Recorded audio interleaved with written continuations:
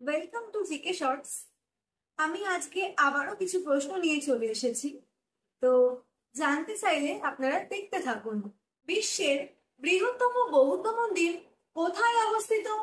Option A Brazil, option B Indonesia, option C America এবং option D Japan.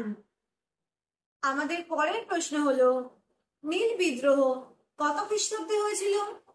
Option A 1859, option B 1863, option C 1843 এবং option D 1872। প্রশ্ন হলো, পড়ব অথবা মরব এই উক্তিটি কার লেখা?